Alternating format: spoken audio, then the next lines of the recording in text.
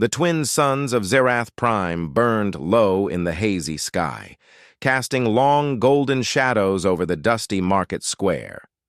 The air smelled of hot metal and strange spices, but under it all was the faint, sour scent of desperation. People came here to sell anything, ore, crops, old machines, and sometimes people. Lyra walked slowly behind her parents, her bare feet silent against the cracked stone ground. She kept her head low as they had taught her. Her family's voices were sharp, impatient.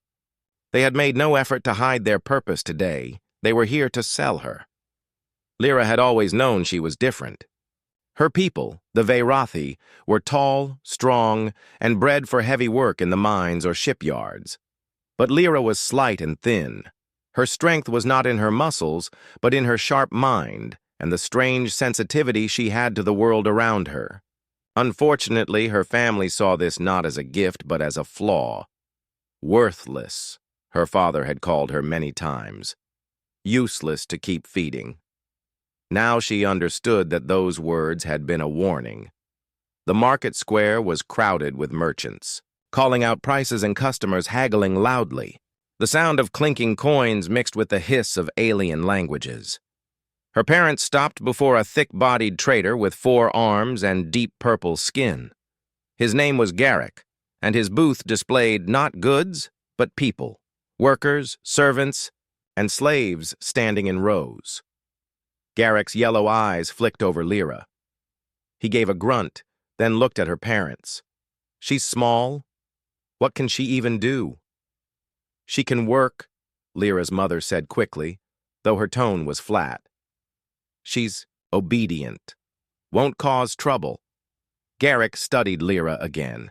She kept her gaze down, but she could feel his eyes on her like heavy weights. After a moment, he shrugged. 1 crate of ration packs, that's all. Lyra's heart sank. 1 crate? That was barely enough to feed her family for a few weeks. That was all her life was worth to them. Her father didn't even argue. Done, he said, and they shook hands. The trade was quick. Garrick took her arm, his grip firm but not cruel, and led her behind the booth. Lyra's parents didn't look back. She watched their figures vanish into the crowd until they were gone. It was strange. She thought she would cry, but there were no tears. Just a quiet, hollow ache. Hours passed. Garrick kept her standing near the others, ready for any buyer who might be interested. Most passed her by without a second glance. A few paused to look, but moved on quickly. Then, near sunset, a tall figure appeared at the edge of the booth. His shape was strange compared to the others in the market. Broad-shouldered, 2-armed with skin the color of pale sand. His clothes were practical but clean, and a small device blinked softly at his wrist. A human. Lyra had seen one only once before, from a distance. They were rare here, explorers and traders who traveled far beyond their home worlds. The humans. Eyes, clear and sharp, swept over the booth before stopping on her. For a moment, she felt as if he could see right through her lowered gaze, past her silence, into the thoughts she kept hidden. Garrick noticed his interest and smiled in a way that looked more like a sales pitch than kindness. Ah, human traveler. Looking for help on your ship? Strong workers, skilled hands? The human ignored the others. He stepped closer to Lyra. She tensed, unsure whether to shrink away or stand still. What's her story? He asked, his voice calm but direct. Garrick waved a dismissive hand. Not much to tell. Weak for her kind. Won't do heavy labor, but she's quiet. I'll give you a fair price. The human's brow furrowed slightly. Price? Yes, Garrick said, leaning forward. 2 crates of rations. You can take her today. The human's gaze never left Lyra. She felt heat rise in her chest. Not fear, exactly, but a strange sense of being seen. I'll take her, he said finally. Garrick grinned wide. Excellent. But not as property, the human interrupted. I'm paying so she's free. Garrick blinked, confused. Free? You're still paying. The human shrugged. That's my choice. Lyra didn't understand. No one paid for freedom here. Freedom was something you kept if you were lucky, or lost forever if you weren't. The deal was made. Garrick handed her a small bag of her meager belongings. Really, only a thin blanket and a worn scarf, and the human gestured for her to follow him. They walked through the fading light of the market, past merchants closing their stalls and children, chasing each other through the narrow streets. Lyra stayed a step behind, still wary. Finally, they reached the edge of the square, where a sleek silver ship rested on its landing struts. Its surface gleamed under the twin suns. The human turned to her. "My name is Captain Elias Trent," he said. "You're safe now. No one owns you." Lyra stared at him, unsure if she believed him. Her people did not speak such words. Even kindness usually came with a cost. "Why?" she asked softly. It was the first word she had spoken to. "Him. Because everyone has worth," Elias said simply, "even if some can't see it." Something in his tone was steady, certain. Lyra didn't answer, but a tiny spark of warmth flickered in her chest, one she hadn't felt in years. The ship's ramp lowered with a hiss, and Elias motioned for her to enter. The air inside smelled faintly of clean metal and something warm, like bread baking. As the ramp closed behind them, Lyra glanced back at the market one last time. The place that had been her prison was already fading into the shadows. She didn't know what awaited her on this strange human ship, but for the first time the future was not something to fear. The hum of the ship was the first thing Lyra noticed when she woke. It was a deep, steady sound, like the heartbeat of some great metal beast. The walls around her were smooth and silver gray, with faint lights running along the seams. She lay on a narrow bed softer than anything she had slept on before. For a moment, she forgot where she was. Then memory returned. Her family, the market, the human captain. She sat up quickly, her eyes darting around the small room. There was a door on one side and a small screen on the wall showing slow-moving stars outside. The air felt clean, free, of the dust and heat of Zerath Prime. The door slid open with a gentle hiss. Captain Elias Trent stood there, a cup of steaming liquid in his hand. "Morning," he said in that calm voice of his. "You slept for nearly 10 hours. Lyra blinked. "Where am I?" "On my ship," Elias replied. "The Aurora's Edge. You were exhausted. I thought it best to let you rest." She looked at him carefully. "What do you want from me?" Elias leaned against the door frame. "Nothing you don't want to give. I told you yesterday. No one owns you now." She frowned. His words still felt strange, like they belonged in a story told to children, not in real life. "Then why bring me here?" "Because you needed a way out," Elias said simply. "And I had the means to give it." He set the cup on a small table near her bed. "Drink. It's tea. Helps wake you up." She hesitated, then picked it up. The tea was warm, with a faint, sweet taste she didn't recognize. Elias stepped back. "Come on, let me show you the ship." They walked through narrow halls lit by soft white panels in the ceiling. The air was cooler here than outside, with a faint scent of oil and something metallic. As they turned a corner, they entered a larger room where two humans sat at control stations, their fingers moving quickly over glowing screens. One was a woman with short black hair, the other a man with a long scar down his cheek. "This is the bridge," Elias said, "where we fly and navigate." The woman looked up and smiled. "So this is our new passenger. I'm Rhea, ship's engineer." The man gave a short nod. "Dax, weapons and security." Lyra kept her hands folded and nodded politely. She felt their eyes on her, curious but not unkind. Elias continued the tour, showing her the mess hall, the storage bay, and finally the engine room where a huge machine thrummed with power. Everywhere she looked, the crew worked with quiet efficiency, but they also spoke to each other with an ease that surprised her. Her people's ships were strict and cold. Here, there was a strange feeling of trust. Later, in the mess hall, Elias sat across from her at a small table. "You've got two choices," he said. "Stay here until we reach the next safe port and then go wherever you want. Or if you prefer, you can stay on as part of the crew." Lyra stared at him. "Why would you want me on your crew? You don't even know me." "I know you survived being treated like less than you are," Elias said, his voice steady. "That takes strength. And sometimes strength isn't about muscle." She didn't answer. She had never been given a choice in anything before. The idea felt dangerous.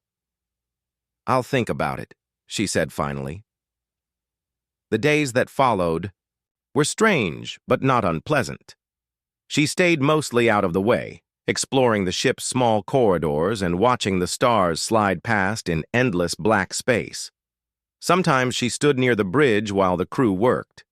She noticed things, tiny shifts in the lights on the navigation screens, the subtle vibration in the floor when the ship adjusted its path.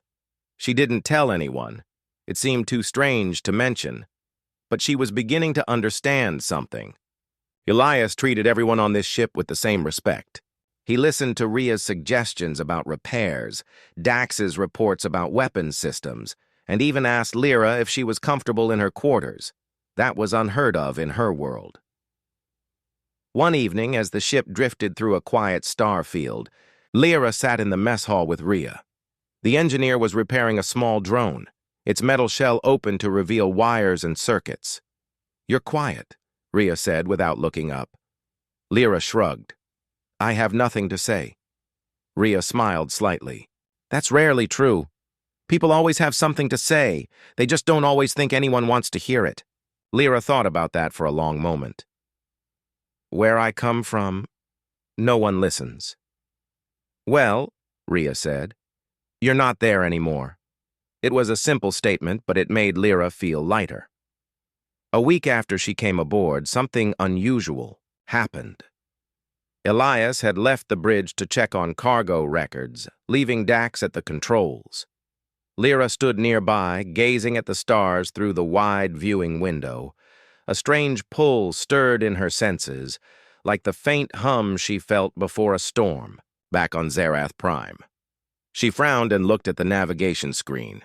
The ship's path was heading straight into an area where the stars seemed distorted.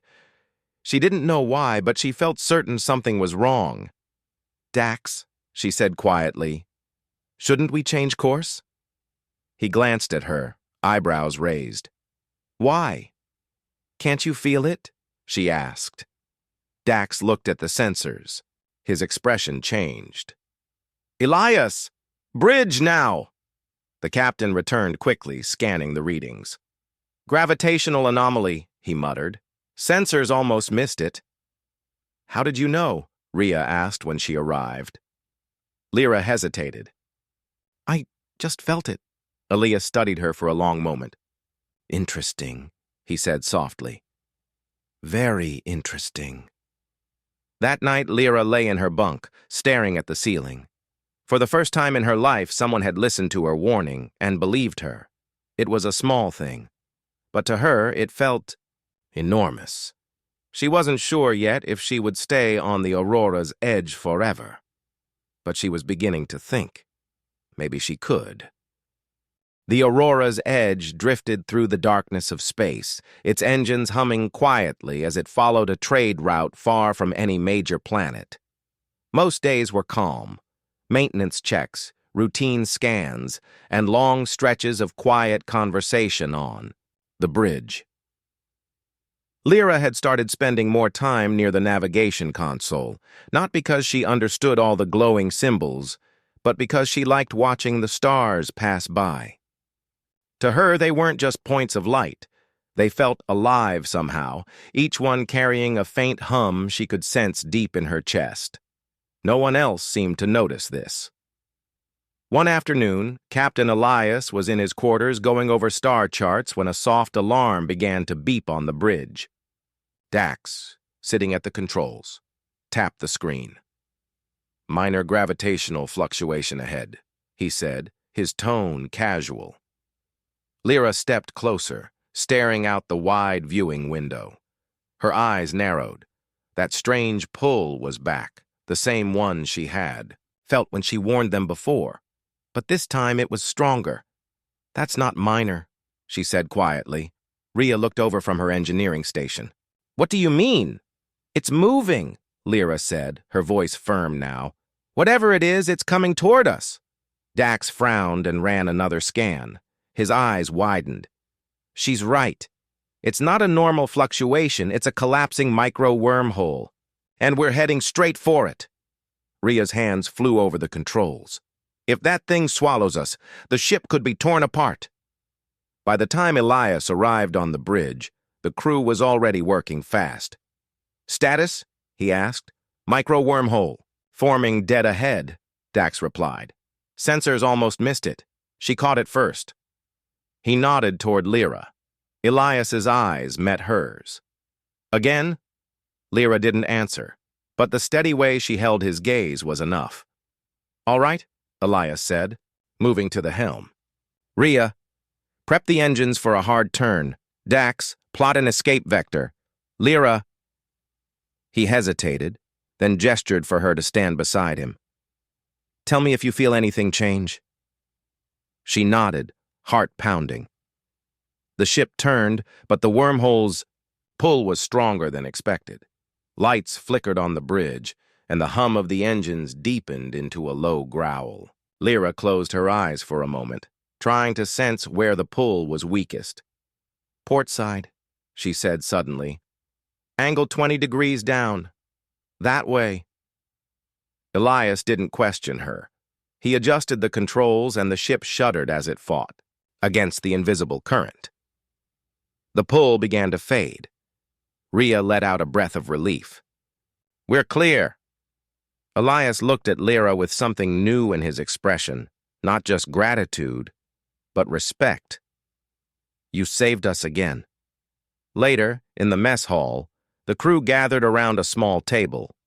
Rhea placed a datapad in front of Lyra, showing sensor logs from the incident. "You felt that wormhole forming before the scanners picked it up," Rhea said. "That's not luck. That's something else." Lyra shifted uncomfortably. "I don't know how. I just feel things, like pressure, but not on my body, inside my mind. I've felt it since I was little." Dax leaned back in his chair. "Your people ever notice?" "They didn't care," Lyra said softly. "If it couldn't dig ore or lift cargo, it wasn't worth anything to them." Elias folded his arms. "Well, I care. This could be more than a rare talent. It could be the difference between life and death for us out here." She looked down at the table. No one had ever spoken of her like that before. Over the next few days, Elias began giving her small navigation tasks. He would point to a set of coordinates and ask if she sensed anything unusual about the route. Sometimes she said no, and they traveled without trouble. Other times, she warned of heavy air or tight space in a certain direction, and, sure enough, the scanners later confirmed a hidden asteroid cluster or energy pocket. The crew started trusting her instincts without hesitation. Even Dax, who rarely praised anyone, admitted she had a gift worth listening to. One evening, as they crossed a quiet sector, an emergency signal crackled through the comm system. A small cargo vessel was trapped in a debris field, its engines damaged. "Coordinates received," Rhea said. "They're not far." Elias glanced at Lyra. "Feel anything?" She closed her eyes for a moment. The pull was faint, but present, like a distant storm. "The debris is moving and slowly, but it's drifting toward them. If we go in from the wrong angle, we'll get caught too." Elias nodded. "All right, you guide us in." Lyra hesitated. Me? You can do it, Elias said firmly. Guiding a ship through a shifting debris field was harder than she imagined. Massive chunks of rock and twisted metal spun in slow, deadly arcs, but Lyra could sense the currents between them, the safest paths invisible to the eye. She called out directions while Elias worked the controls. Left, now up, wait, okay, forward. Piece by piece, they slipped through the deadly maze until the cargo ship came into view. Its hull was battered, but still intact. Dax locked a tow line onto the vessel, and together they pulled it free. The cargo ship's captain, a short, broad-shouldered alien with bright orange eyes, sent his thanks over the comm. "We owe you our lives," he said. "If you ever need help, call on us." Lyra sat quietly in her seat, her hands still trembling. Elias gave her a small smile. "Told you you could do it." That night, Lyra couldn't sleep. She sat by the viewing window in the lounge, watching the stars drift by. She thought about the people they had saved, about the wormhole, and about how the crew listened to her without doubt. Back on Zerath Prime, she had been a burden, a problem to be sold away. Here she was, necessary. She didn't know how far the Aurora's edge would take her, or what dangers still lay ahead. But for the first time, she wanted to find out, because maybe, just maybe, she had a place among the stars. The Aurora's edge glided toward the bustling trade station of Varela Hub, its glowing ring spinning slowly against the backdrop of stars. The crew needed fuel, fresh supplies, and a few parts for the navigation array.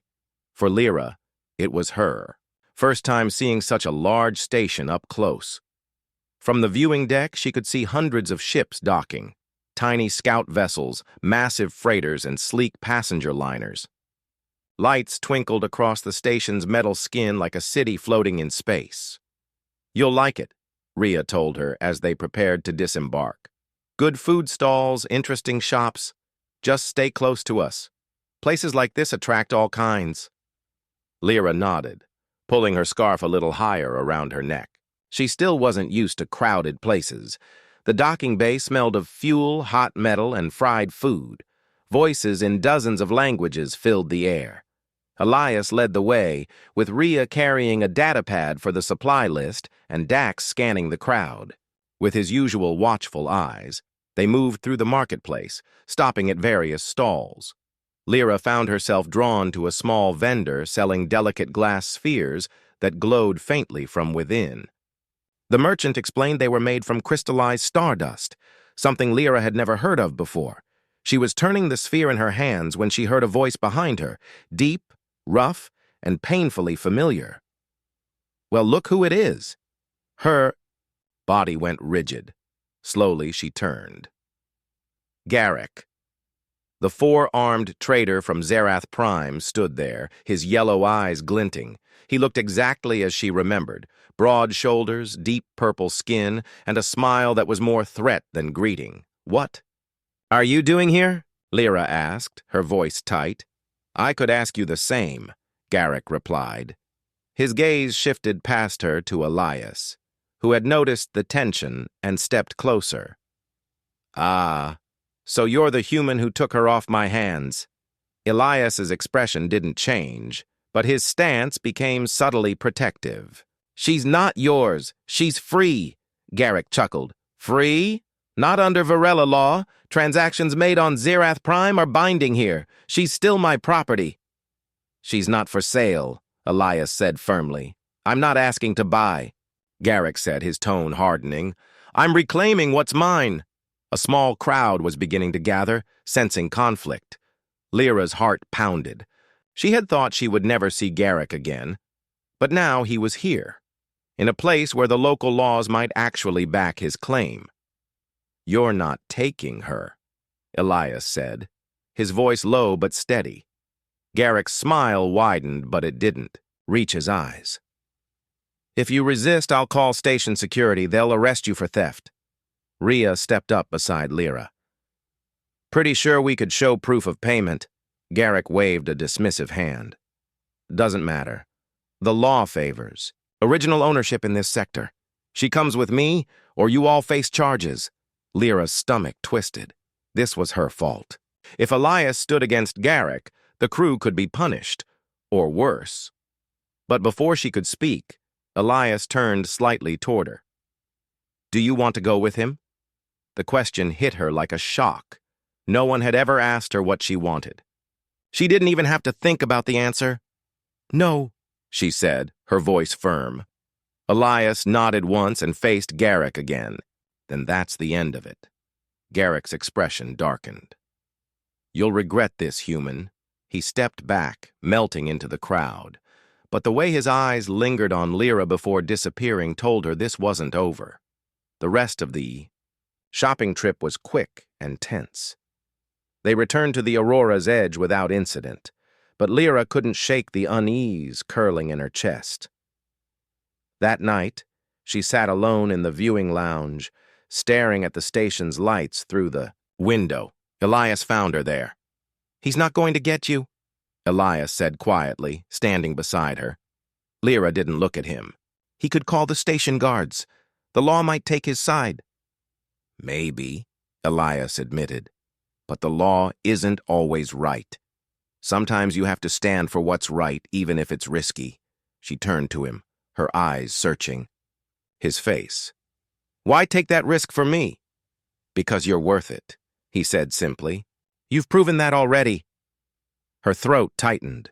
She wasn't used to hearing words like that, especially from someone who had nothing to gain. 2 days later, as they prepared to leave the station, Rhea discovered someone had tried to tamper with the docking clamps. It was a crude attempt to disable the ship, but it delayed their departure by hours. Garrick, Dax muttered. Has to be, Elias agreed. He wants to make sure we don't get far. When they finally lifted, off? Lyra stayed at the bridge, her eyes fixed on the shrinking image of Varela Hub on the main screen. She didn't relax until the station was nothing more than a faint glimmer in the distance. In the quiet that followed, Lyra made a silent decision. She had spent her whole life letting others decide her fate, her family, Garrick, even the laws of strange worlds. But here, with this crew, she had been given a voice, and she would fight to keep it. She glanced at Elias, who was focused on the controls. For the first time, she allowed herself to believe his words fully. She wasn't going back, not ever. The Aurora's edge flew steadily through the starlit void. Its engines made a soft hum, steady and calm. Inside, the crew prepared for their next mission. This was no ordinary trip. They were going to a dangerous asteroid field to collect a rare mineral, one worth more than most fortunes. Captain Elias Trent gathered the crew in the bridge. His voice was serious but calm. This mission is risky. The asteroid field is unstable. One wrong move and we could lose the ship. Lyra stood quietly among the crew. She had watched and learned for weeks now. She was not just a passenger anymore. Elias had started to trust her instincts, and today she would prove why. I want you all ready, Elias said, looking at Lyra. You will guide us through. You feel the space in ways our instruments can't. Lyra's heart raced. She had never led a mission before, but inside, a steady confidence was growing. The asteroid field stretched before them like a storm frozen in space.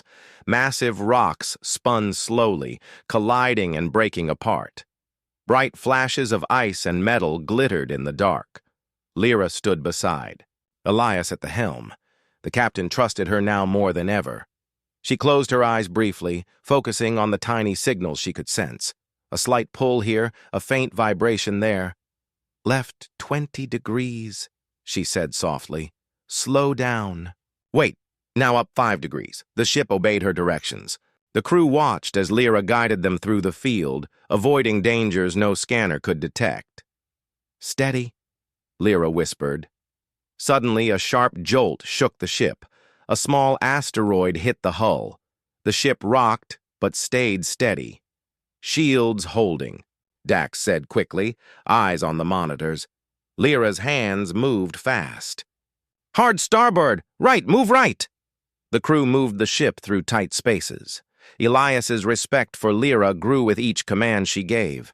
After hours of careful navigation, the rare mineral deposits came into view. They glittered inside. A deep crevice between two giant asteroids. Elias gave the order to lower the mining drones. Lyra watched closely, sensing the vibrations of the rocks around them. Suddenly, a small quake began. Rocks started to shift and fall. "Abort mining!" Elias shouted, but the drones were caught in falling debris. If the drones were lost, so was the mission. Without hesitation, Lyra grabbed the control panel. "I'll get them," she said. Elias looked at her with surprise, then nodded. Lyra guided the drones with careful precision, dodging falling rocks and pulling them out one by one. Sweat dripped down her forehead, but she kept steady. The crew watched in silence. Lyra's skill was clear. More than just instinct, it was a true gift. Once all drones were safe, the crew set course to leave the asteroid field. The rare mineral was secured, its value far beyond what anyone expected. In the mess hall, Elias called a meeting. "This mission was a success because of one person here," he said, looking at Lyra.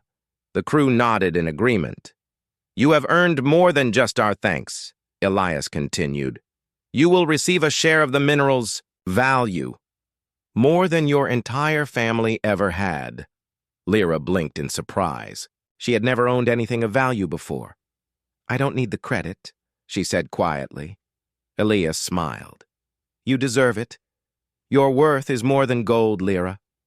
For the first time, she felt proud, not because of money, but because someone saw her true value. That night, Lyra stood by the viewing window. The stars outside twinkled like distant fires. She thought about her journey, from a girl sold like an object to a valued crew member and hero. Her past felt far away now. Her family, the trader Garrick, the market square, they all seemed like parts of a different life. Here, in the vastness of space, she found something new: freedom, respect, and a place where she truly belonged. The stars stretched endlessly outside the aurora's edge, shining cold and bright in the blackness of space. Lyra stood at the ship's viewing deck, her hands resting lightly on the cool metal railing. For a long time, she simply watched the distant lights blink and pulse. This ship was no longer just a place to hide or escape. It had become her home. The last few weeks had been full of change. Word had spread across nearby systems about the brave young alien woman who had guided the Aurora's Edge through the deadly asteroid field and saved the crew more than once with her unique gift. Messages and greetings arrived from traders, explorers, and even a few officials. Many wanted to meet her, learn about her abilities, or offer alliances. Her name was no longer whispered in shame or ignored. It was spoken with respect. One morning, as the crew gathered in the mess hall, Elias called everyone's attention.